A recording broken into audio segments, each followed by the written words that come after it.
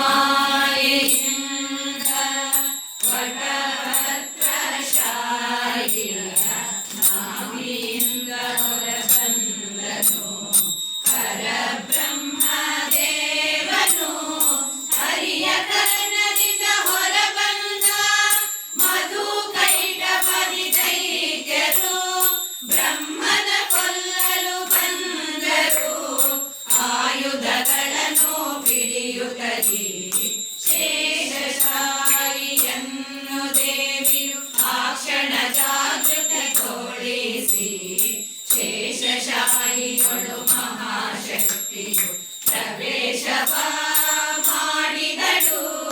ಶಕ್ತಿ ಸಂಪನ್ನನಾದ ಹರಿಯ ಸುದರ್ಶನ ಚಕ್ರದಿಂದ ಮಧು ಕೈಟಭಾಸುರರ ಸಮರದಿ ವಧಿಸಿ ಬ್ರಹ್ಮನ ರಕ್ಷಿಸಿದ ದೇವಿ ಮಹಾ